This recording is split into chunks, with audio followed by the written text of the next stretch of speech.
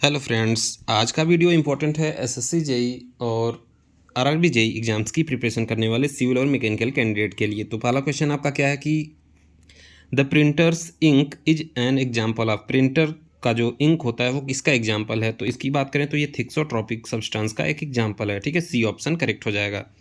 Next question बात करें, the viscosity of liquid dash with increase in temperature. अगर हम लिक्विड का टेम्परेचर जो है यानी तापमान को बढ़ाते हैं तो विस्कोसिटी पे क्या इफेक्ट पड़ता है? तो क्या होता है, इसकी विस्कोसिटी जो है डिक्रीज हो जाती है। लेकिन अगर यहीं पे लिक्विड की जगह पे गैस दिया रहता तो क्या होता है, विस्कोसिटी क्या होती है, डिक्रीज हो जाती, इंक्रीज हो जाती। ठीक है, नेक्स्ट क्वेश्चन जो देखेंगे, क्वेश्चन नंबर 11 आपका क्या है?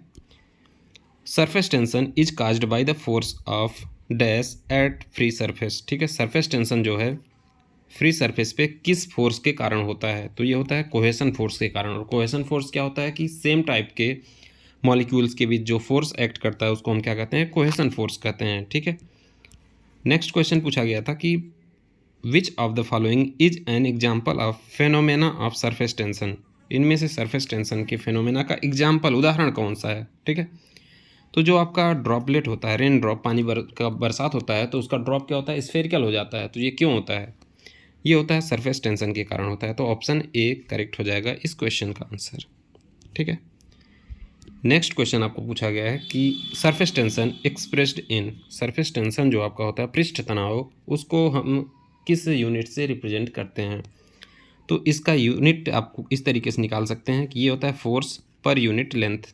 अब फोर्स की यूनिट क्या होती है, न्यूटन होती है। लेंथ की यूनिट क्या होती है, मीटर। ठीक है, तो न्यूटन पर मीटर आपका इसका करेक्ट आंसर हो जाएगा।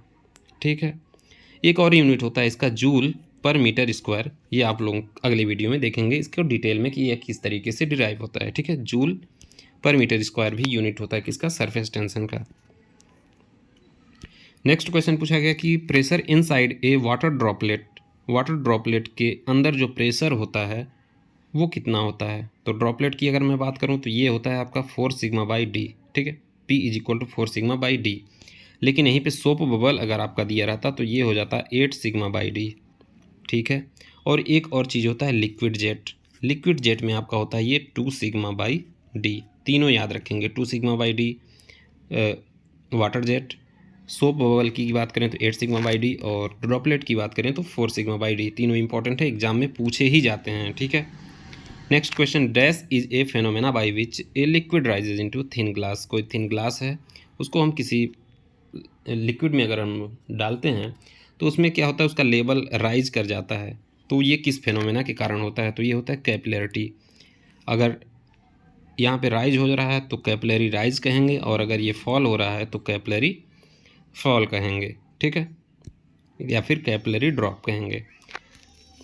नेक्स्ट क्वेश्चन पूछा गया कि 16वां क्वेश्चन क्या है, the capillary rise of water in glass tube. ठीक है, कोई वाटर बकेट में रखा गया है, इसमें कोई ग्लास ट्यूब अगर हम डाल रहे हैं तो जो कैपिलरी राइज का अमाउंट है या फिर हाइट है उसको हम किस फार्मूले से कैलकुलेट कर सकते हैं? तो एक्चुअल जो फार्मूला होता है 4 सिग्मा अपान रो जी डी होता है। 4 सिग्मा कॉस थीटा अपान रो जी डी होता है। ठीक है, डी क्या है, डायमीटर ऑफ कैपिलरी ट्यूब है।